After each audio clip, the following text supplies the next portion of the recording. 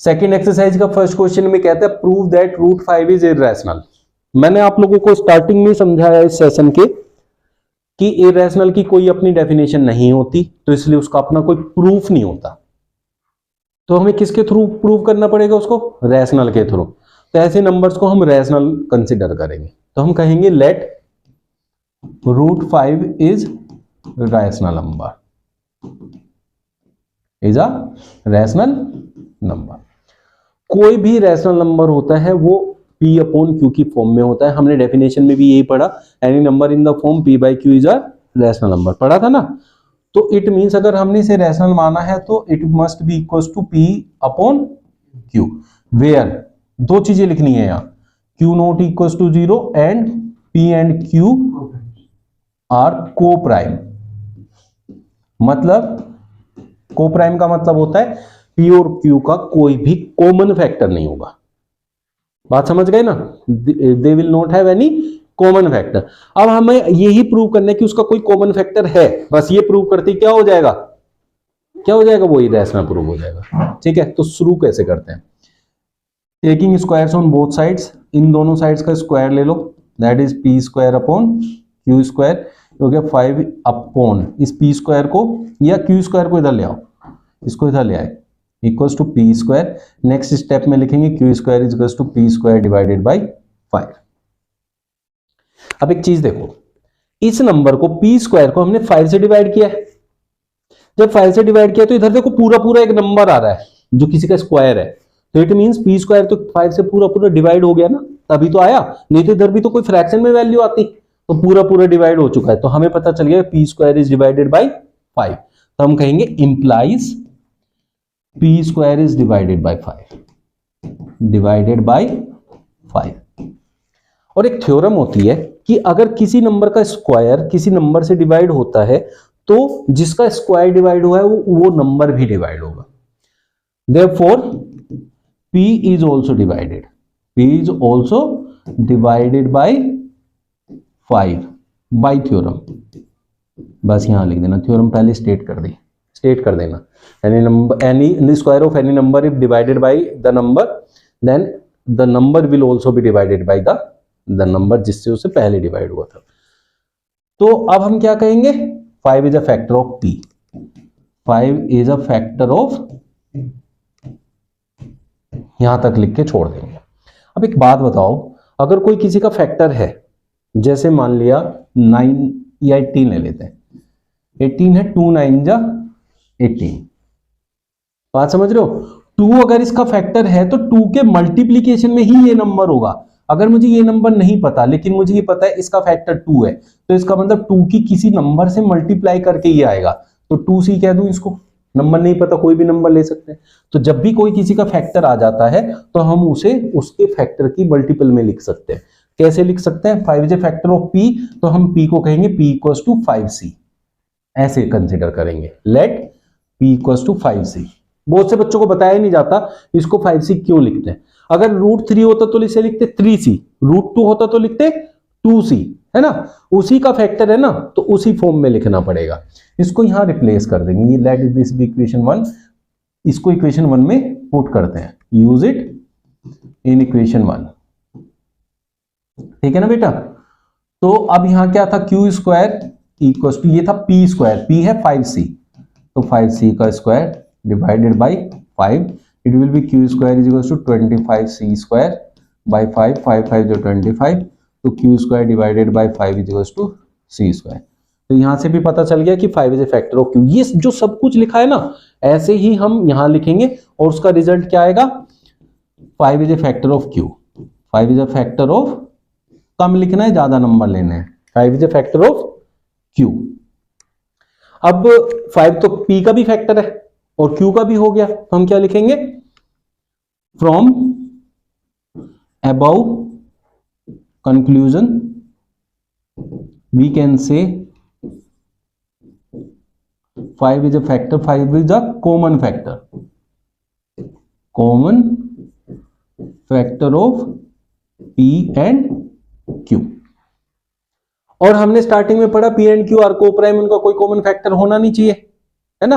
तो this contradicts, आगे लिखना है दिस contradicts our assumption। बस इतना ही लिखना है, इसके आगे की कहानी नहीं लिखनी है। So we can say √5 is irrational. We can say √5 is irrational. बहुत सिंपल सा सोल्यूशन है, मैंने आप लोगों को बता दिया है सारा। इन चीजों को फॉलो करना है, पहले ये दिखाना है कि भाई ये रैशनल है। पहला स्टेप क्या लेना है, हमें मानना है कि ये रैशनल है। रैशनल है तो उनका कोई भी कॉमन फैक्टर नहीं होगा, स्क्वायर कर देना है। यहां से सोल्व करोगे, जो अपॉन में आएगा वो इसका फैक्टर बन जाएगा।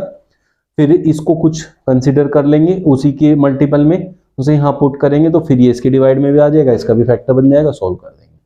फिर कॉमन फैक्टर होते ही वो क्या हो जाएगा, इरेशनल। सेकंड क्वेश्चन में इस टाइप के क्वेश्चन आते हैं, 3 + √5 इज इरेशनल, ये प्रूव करना है। ये पहले वाले से ज्यादा आसान है। इसको क्या करते हैं, क्या प्रूव करना है विदव, क्या प्रूव करना है, इरेशनल।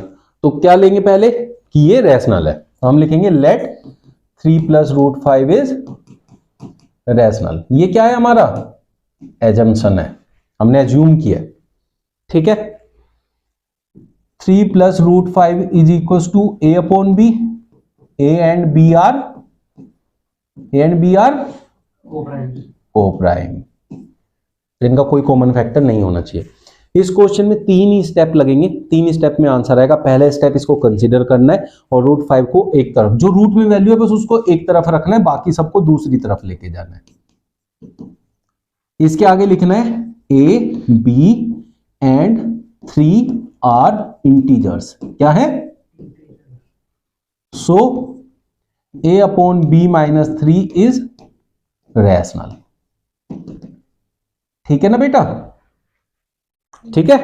पहले रूट वाली वैल्यू को एक तरफ रखना है, बाकी सबको एक तरफ, फिर ये स्टेटमेंट लिखना है, जो भी उधर जाएगा। एलसीएम भी लेने की जरूरत नहीं है। ठीक है, a/b क्या होता है, a/b क्या होता है, a/b रैशनल। रैशनल में से एक 3 क्या है, रैशनल नंबर। रैशनल में से रैशनल नंबर को माइनस करते तो रैशनल ही आता है, तो इसलिए इसे सोल्व करने की जरूरत नहीं, सीधा लिखो दिस इज रैशनल। लेकिन ये किसके इक्वल है, √5 के। फिर लिखेंगे अगले स्टेप में implies √5 is irrational, sorry rational. भाई एक बात देखो, ये हमने क्या प्रूव कर दिया, रैशनल, और ये किसके इक्वल है, √5 के। तो फिर तो √5 भी रैशनल ही हुआ। तो सीधा सीधा हम इनडायरेक्ट वे में क्या कह रहे हैं, √5 इक्वल्स टू रैशनल। क्योंकि ये रैशनल प्रूव हो गए तो इधर हम इसकी जगह रैशनल लिख दें, जो कि गलत है, विच इज इनकरेक्ट। ठीक है ना बेटा। एंड दिस एक कॉन्ट्राडिक्शन बन गया ना कि भाई ये रैशनल और ये रैशनल इक्वल हो गए, ऐसा तो होता नहीं है। And this contradiction has arisen due to our wrong assumption। So 3 + √5 is irrational. ठीक है ना बेटा, बस ऐसे प्रूव कर दोगे आप, ऐसे हो जाता है इरेशनल प्रूफ। इस टाइप के क्वेश्चन आसान भी होते हैं और बहुत आते हैं। अब थर्ड क्वेश्चन में आपको 3 पार्ट्स दे रखे हैं, तीनों पार्ट्स को एक साथ समझाऊंगा। जो स्टेटमेंट पिछले में लिखी थी यही सारी स्टेटमेंट इसमें लिखनी है। बस क्या करना है, 1/√2। तो फर्स्ट पार्ट कर रहे हैं, लेट 1/√2 इज रैशनल, तो a/b के इक्वल हो जाएगा। ठीक है, a एंड b आर, बोलो जल्दी, कोप्राइम। तो अब हम यहां क्या करेंगे, इसका रेसिप्रोकल लेंगे, टेकिंग रेसिप्रोकल। बस इसको एक ही उसमें करना है, √2/1, √2/1 तो √2 ही रहेगा, इक्वल टू b/a। a/b करो या b/a करो, वो रैशनल ही रहेगा। अब यहां क्या लिख देंगे, a and b are integers, so b/a is rational, implies √2 is also rational, which is incorrect,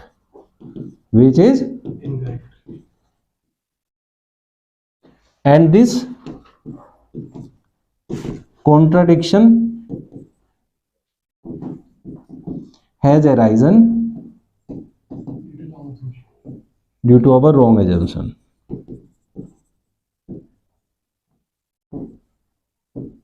ठीक है ना बेटा। So 1/√2 is irrational. ठीक है, बात समझ गए। इसमें भी यही करेंगे। 7√5 equals to a upon b, √5 को यही रखो, equals to a upon 7b। a b and 7 are integers. ठीक है बेटा, फिर ये पूरी कहानी। Therefore 7√5 is also irrational. इसमें भी क्या करेंगे, इसे a अपॉन b के इक्वल रखेंगे, √2 को यही रखेंगे, a अपॉन b माइनस 6 हो जाएगा, √2 equals to a minus 6b upon b। Back pack बाद में पैक कर लेना भाई, पढ़ लो। तो a 6b are integers, so a minus 6b upon b is rational. फिर आगे यही कहानी लिखनी है, ये रैशनल है तो ये भी रैशनल होना चाहिए, फिर यही कहानी लिखनी है। तो हर क्वेश्चन में यही करना है। हाँ, जरूरी नहीं है एलसीएम लेना, आप ऐसे भी लिख सकते हैं। एलसीएम ले लिया तो भी सही है, नहीं लिया तो भी सही है। समझ में आ गया? सबका एक ही पैटर्न है, एक क्वेश्चन सीख लिया तो सारे आ गए। सिर्फ इसमें 2 क्वेश्चन सीखने थे कि √5 इरेशनल है, उसकी पूरी स्टेटमेंट कैसे करते हैं, और उसके आगे के सारे क्वेश्चन एक ही टाइप से। तो पूरा समझ में आ गया चैप्टर? कोई दिक्कत है? चलिए कल मिलते हैं फिर नए सेशन में।